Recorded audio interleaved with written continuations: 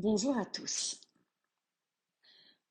Aujourd'hui, le sujet du jour, c'est lié à l'argent et lié à la valeur.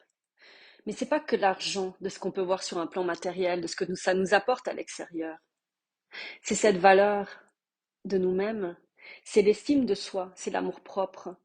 Mais c'est en lien aussi avec toutes les croyances et tous les conditionnements qui ont été mis à l'extérieur en lien avec l'argent, mais aussi cette croyance populaire que sans argent, tu n'es rien. Sans argent, tu ne vaux rien. Et ça, c'est tout à fait une des croyances bien plongées profondément, si on prend sur le parcours de Flamme Jumelle, au chaser, celui qui pense qu'il ne mérite pas. Mais dans la réalité, chaque personne va vivre ces choses en pensant ne pas être digne ou en pensant ne pas mériter.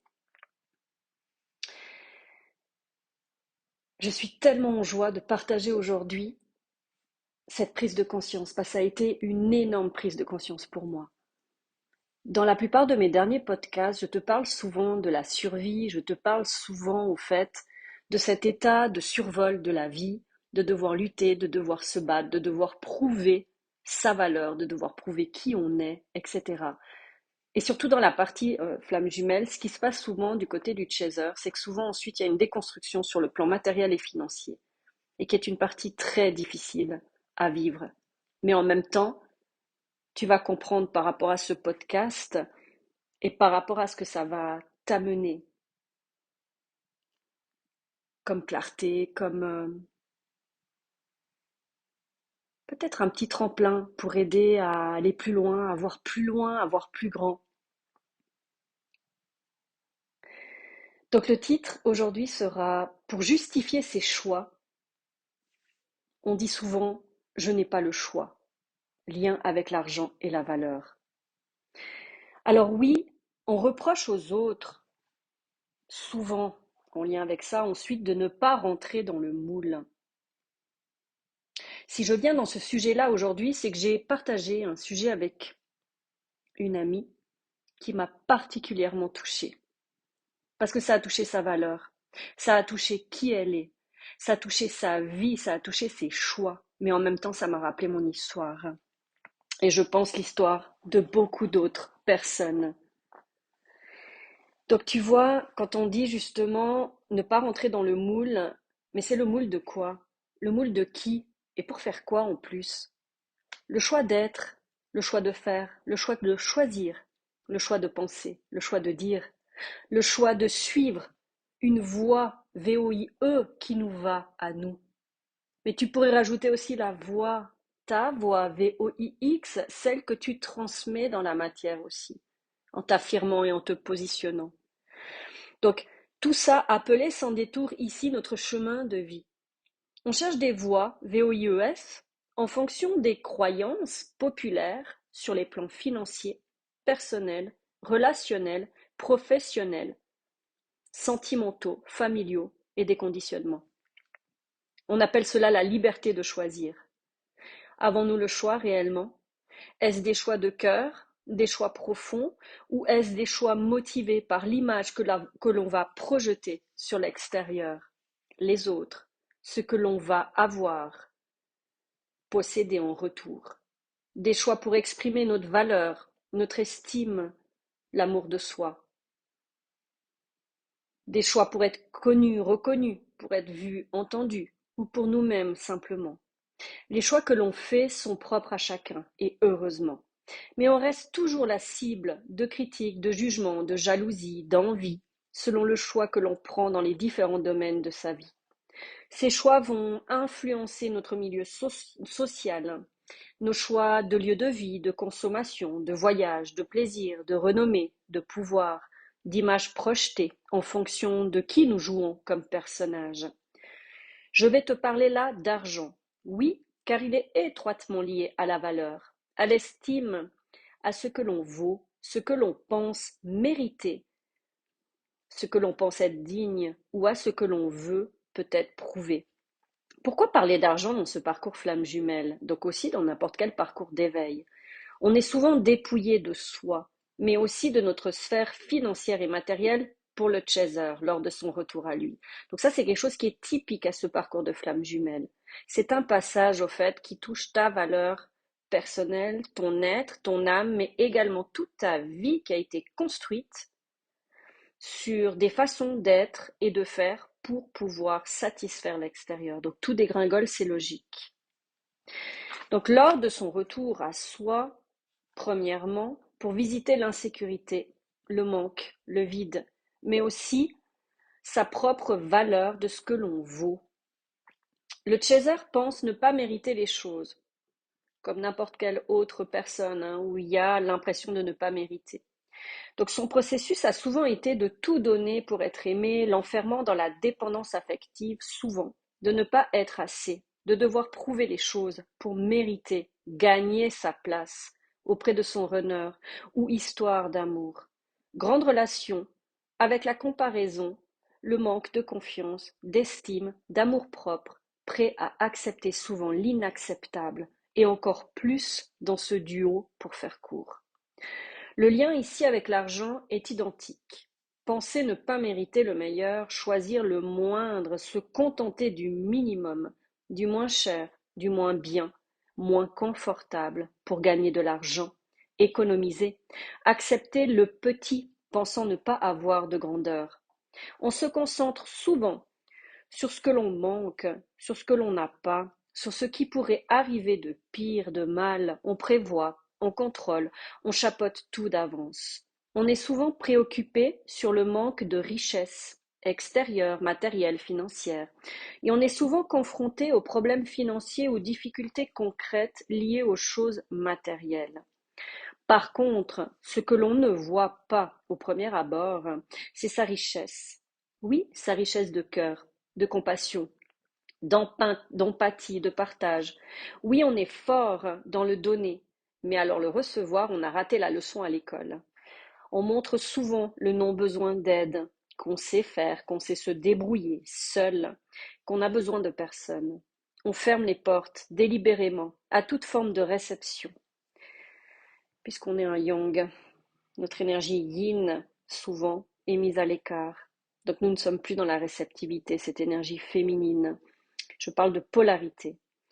Donc au fait, on se ferme à l'amour, à l'argent, à l'aide extérieure, aux cadeaux, aux compliments. Je ne dis pas qu'on n'accepte rien du tout.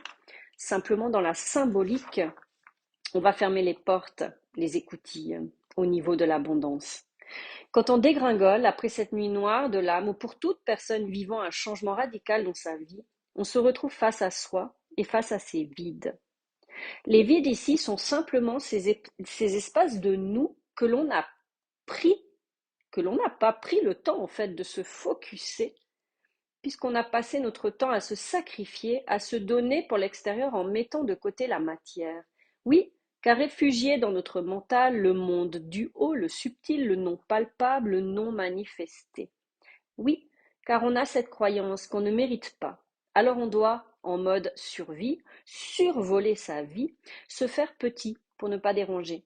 Ce que l'on pense meilleur, au-dessus, plus ci ou plus ça. On perd sa place dans la vie, son positionnement, son affirmation. On se met en retrait.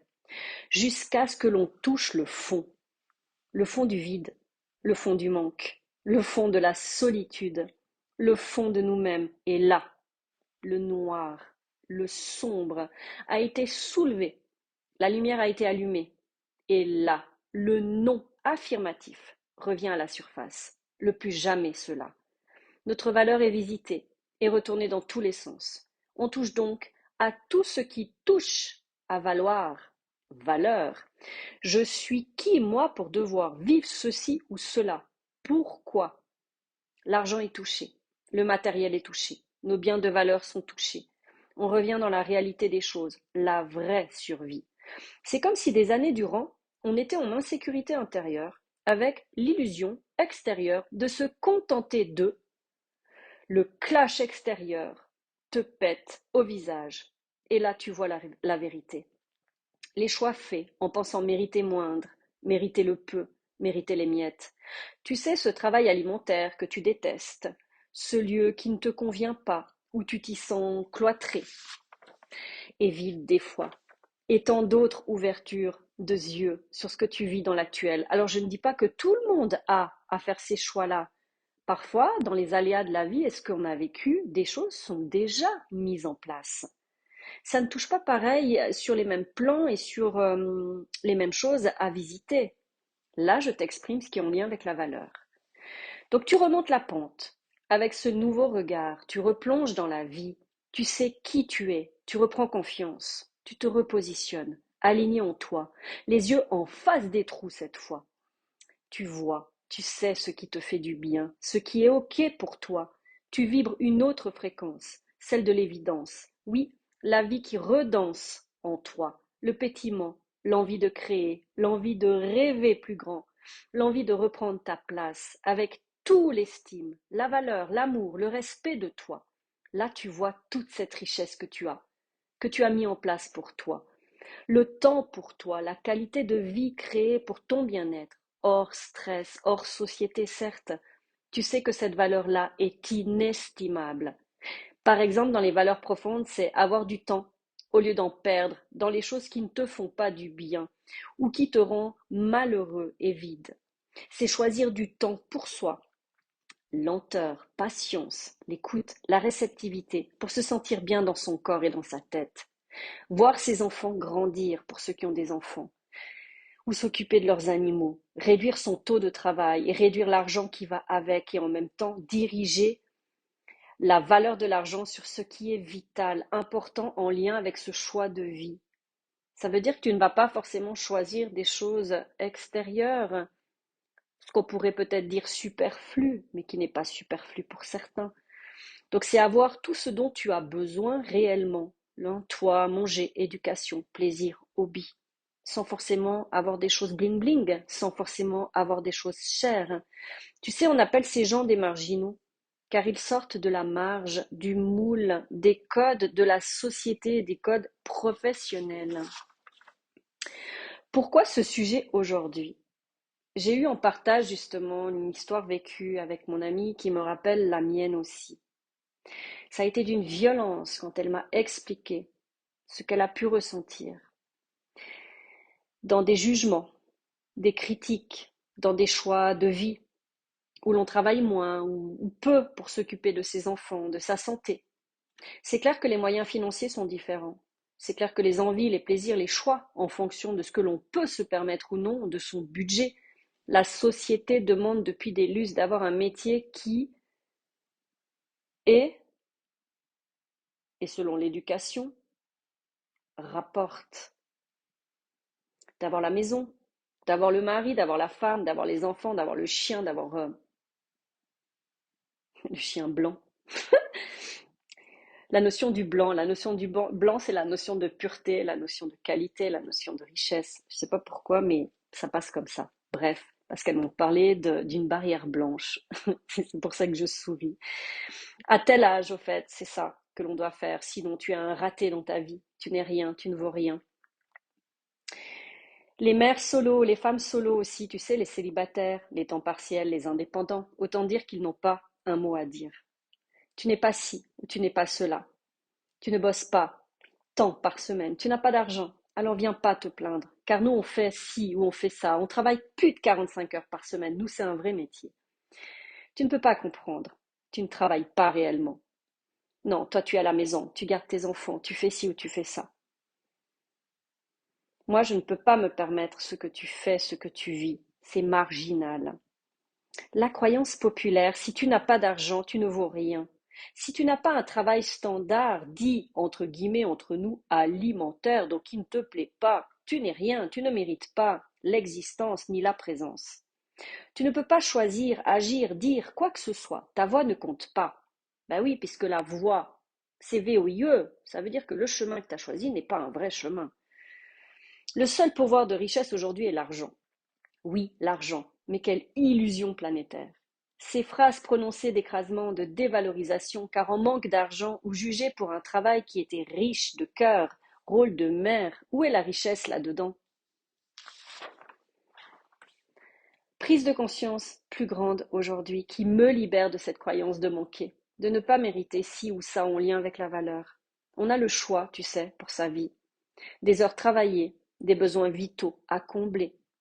Parce que tu sais, dans les besoins de chacun, dans les charges à payer à la fin de chaque mois, c'est choisir de se construire une maison, c'est choisir de prendre des voitures à crédit, c'est choisir de prendre tout à crédit et de devoir payer des choses, c'est choisir de vouloir travailler à 100%, c'est choisir de placer ses enfants en crèche ou en maternité ou en maman de jour ou ce que tu veux, c'est choisir de se dire je pars 3 fois par année en vacances, c'est choisir au fait la vie que l'on a envie de vivre, mais c'est choisir aussi de s'occuper de ses enfants au lieu de les placer.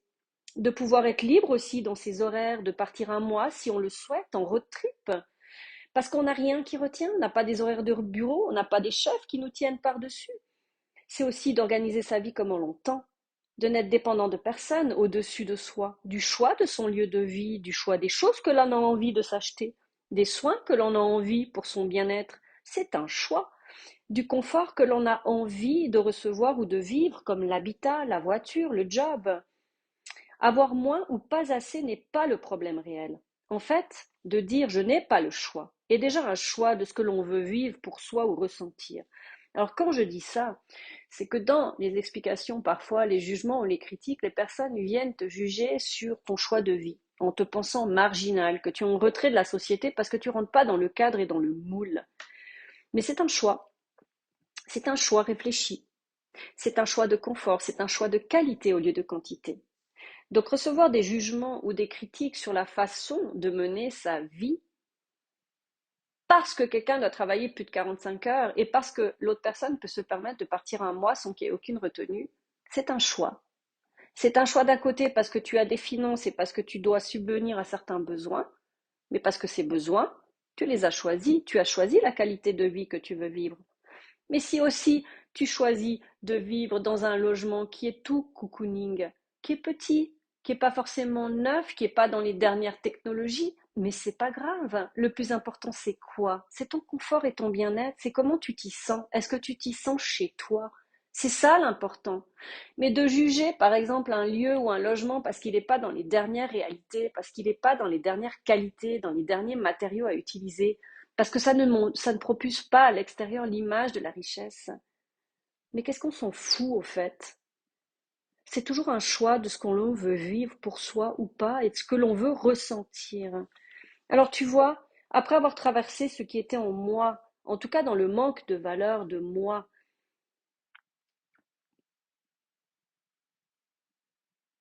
dans le manque matériel, dans le manque financier, eh ben en fait tu te rends compte que l'extérieur est juste le manque, qui était une façon de me montrer cette illusion et ces croyances portées autour de l'argent, de ce que l'on vaut en lien avec cela. Mais il n'en est rien.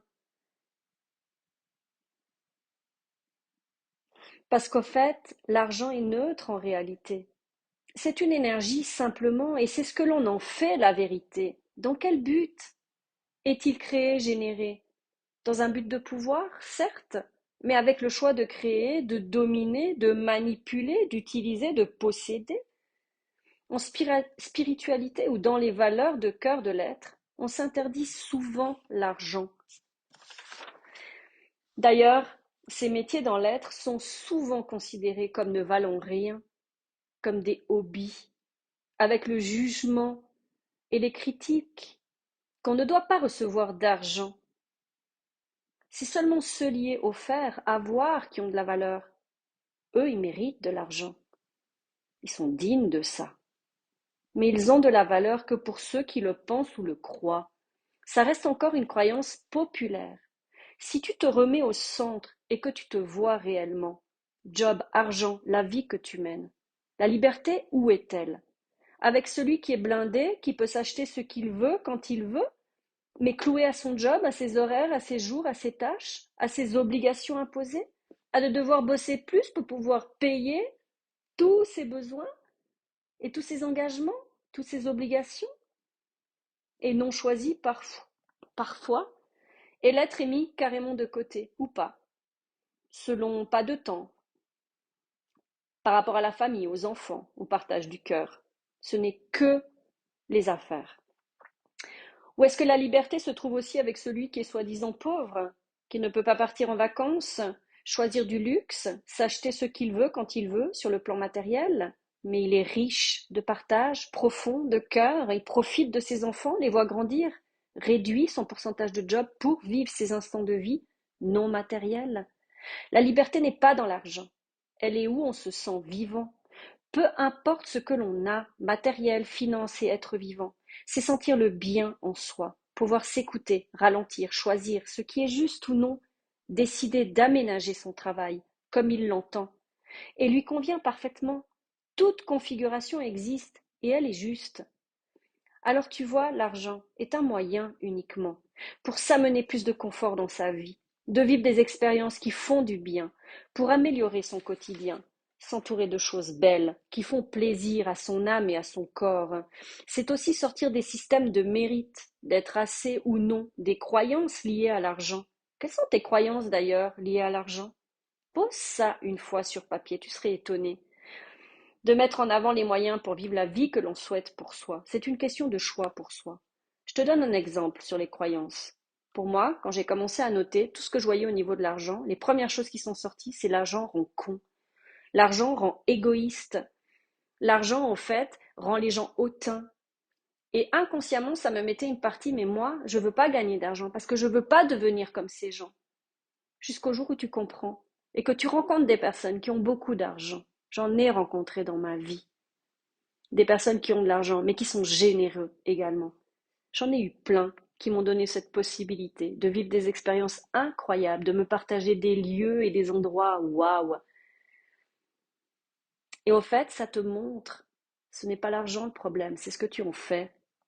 Et c'est souvent l'argent qui font changer les gens parce qu'ils croient qu'avec l'argent, ils ont plus de valeur. Mais tout dépend de ta blessure d'origine. Tout dépend si tu penses ne pas être digne ou de ne pas mériter. Donc tu vois, là-dedans, c'est toute une question de choix pour soi. De se mettre en avant les moyens pour vivre la vie que l'on souhaite, au fait, en réalité, c'est ça. Argent et reconnaissance à qui et à quoi. Argent et estime, envers qui et pourquoi. Argent et mérite. On n'a rien à prouver à personne, c'est simplement oser choisir ce qui vibre juste pour soi. Argent et valeur. On n'existe pas en fonction de la quantité d'argent que l'on possède. On est qui on est. L'argent est un moyen de s'offrir des possibilités complémentaires pour un confort sur différents plans de vie. On n'a pas à gagner sa vie. On choisit de gagner de l'argent pour décider ce que l'on veut en faire avec. Là entrent les qualités et les valeurs de chacun, de ce qu'il attend ou non derrière l'argent. Tu vois, pouvoir créateur en lien avec l'âme, le cœur, la nouvelle ère, ou possession, pouvoir manipulateur en lien avec l'ego supérieur ou l'ego inférieur, toute une échelle de comparaison, et le système patriarcal. Alors ces phrases, toi, tu parles de vacances, de voyages alors que tu n'as pas d'argent. Toi, tu donnes ton avis sur un choix de maison, de projet à construire, de matériaux à décider ou de grandeur de pièces alors que tu n'as pas d'argent. Toi, tu veux décider, participer à une idée alors que tu n'as pas d'argent. Cette phrase entendue maintes fois, pour ma part, qui démontre juste la diminution, la réduction de l'être, la castration et l'humiliation, et de montrer qu'une personne est beaucoup plus haute qu'une autre parce qu'elle a de l'argent. Elle est où la richesse là-dedans? Et c'est de quelle richesse que l'on parle là? Des croyances populaires. Tu n'as pas d'argent, tu n'es donc rien face à la société. Mais ça montre quoi tout ça? Ça démontre que certaines personnes qui sont en lien avec ça, qui écrasent les autres, vont montrer simplement qu'ils sont quelqu'un et qui se pensent dignes parce qu'ils ont la reconnaissance en lien avec l'argent ou le matériel ou la finance. Je te rappelle juste un petit quelque chose qui pèse apparemment encore tout petit à côté du pouvoir de possession. Le pouvoir créateur, c'est quoi? Le pouvoir d'imaginer, le pouvoir de rêver, le pouvoir de souhaiter, de visualiser, de projeter, lié aux valeurs de cœur, de partage et d'échange. Les rêves d'enfant. Alors tu vois, quand tu as des rêves, que tu penses à certaines choses en disant j'aimerais aller là, j'aimerais partir là, j'aimerais faire ça, ce sont de la zone de la créativité, des rêves, des désirs, des envies. Et quand quelqu'un te répète à tout va, mais toi, tu n'en as pas l'argent, tu vois les dégâts que ça fait? C'est que simplement, ça coupe l'imaginaire, ça coupe l'âme, ça coupe aussi toutes ses envies et ses désirs, et ça coupe tout élan de vie, simplement.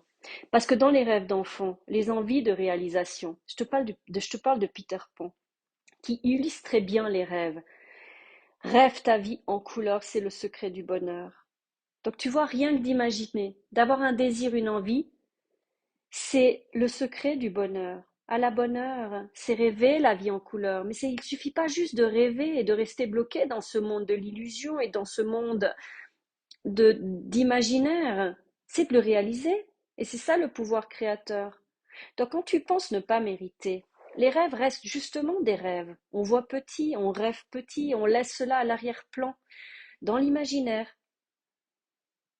On ne conscientise pas ça, on ne met pas dans le concret ces choses, on reste dans le subtil et l'impalpable, jusqu'à ce que tu te réveilles des illusions imposées à ce système, à cette injustice, à ce système de jugement lié à la compétition. Assez, pas assez, bien, mal, on s'enferme, on n'est en aucun cas libre.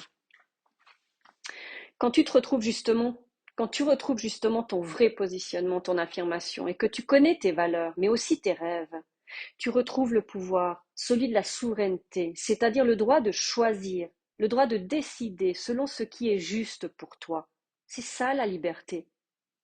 L'énergie nouvelle, l'élan nouveau, c'est de matérialiser tous tes rêves, tes envies, de poser des objectifs clairs, de visualiser le cheminement concret pour y arriver. Avancer chaque jour avec cette idée claire, affirmée. Tu poses les fondations. Tu as une clarté de la réalité. Les désirs, envies deviennent chair, C-H-A-I-R, matière, mais aussi chair, C-H-E-R, à ton cœur, du mot chérir, et non cher ou pas cher dans le lien avec la valeur et les croyances populaires et les croyances limitantes. Tu vois le jeu de l'illusion? Cher à son cœur, être et être dans le faire et réaliser. Et c'est trop ou pas assez cher dans le avoir, faire et la possession. Lequel choisis-tu? Rien n'est faux. Tout est en lien avec ce que ça va t'apporter et pourquoi tu le fais. Choix de l'ego pour avoir dans la quantité et choix de l'âme pour être dans la qualité de cœur. Donc quand tu ouvres cette dimension de compréhension, tu t'aperçois que tu as toujours été riche dans des valeurs différentes. Et sur ce parcours de flammes jumelles, certains expérimentent justement la notion de valeur. Pour un, ce sera la valeur matérielle, se pensant ne pas être digne d'être et d'exister, il se prouvera le contraire avec la survie, oui, aussi, mais en lien avec la surconsommation, vivre au-dessus de la vie, vivre au-dessus des réalités, normalité standard, être plus riche que, générer encore plus d'argent pour montrer que je suis digne et que je suis reconnue pour ça. Et ça, c'est en lien avec la supériorité au niveau matériel. Et je vais te faire ces comparaisons avec l'autre qui vivra la valeur de cœur, se pensant ne pas mériter la vue, la vie, le flux et les choses belles et l'argent. C'est de la survie, c'est-à-dire subir, privation, interdiction, infériorité au niveau de l'être, se contente du minimum. Celui qui est dans la valeur matérielle se penchera donc sur des choses de valeur, s'éloignant de la profondeur, c'est-à-dire de la valeur de l'être. Et celui qui est dans la valeur de cœur au départ se penchera dans ce qui a de la valeur, s'éloignant de la matière, les choses de valeur. Donc quand il se penchera sur les choses qui ont de la valeur, c'est de la profondeur, c'est des échanges riches, des partages incroyables, des choses impactantes. Donc celui qui est dans la valeur matérielle, pour s'apercevoir en fin de parcours qu'en ayant tout et a souvent tous ses désirs, il se retrouve comme étant rien quand même. Il prend conscience de sa part cachée et commence à voir la vie différemment. Et dans celui qui est dans la valeur de cœur au départ, se croyant être rien, s'aperçoit avoir tout et s'ouvrira aux belles choses et se fera enfin plaisir dans la vie. C'est incroyable quand même. Quand tu vois tout ça et que tu vois ce cheminement, la vie est bien orchestrée. Et c'est tout en lien avec le mérite et se sentir digne. Parce que le parcours d'éveil ou le parcours justement de flamme jumelle, quand tu es en duo, l'avantage, c'est que ça permet de voir tout ça. Ça permet, quand l'un te dit certaines choses, de plonger en toi et d'aller prouver au fait que c'est n'importe quoi. Et c'est là que tu vas ressortir tes ressources premières. Tu vas ressortir qui tu es et tu vas retrouver tes valeurs propres. Et enfin, tu pourras matérialiser les choses. Donc, un matérialisera les choses et l'autre rentrera plus dans l'être. Mais quel joli duo et quelle jolie histoire. Eh bien, pour moi, cette prise de conscience aujourd'hui, j'ai une image de l'argent qui est totalement différente. Et ce qui peut aider aussi dans ce parcours d'éveil à soi, de retour à soi, de retrouver sa propre valeur, c'est-à-dire que c'est en lien avec l'estime de soi, le respect de soi, l'amour de soi, ce qui va t'aider à t'affirmer, à te positionner dans la vie, à faire des choix. Tu ne seras plus résigné, tu ne seras plus à subir, à dire oui mais moi j'ai pas le choix, je vis ça, je dois faire ça, c'est comme ça, c'est pas autrement. Eh ben non. Dans la vie on décide. On décide ce que l'on a envie de vivre, on décide de ce que l'on a envie d'être, ce que l'on a envie de partager.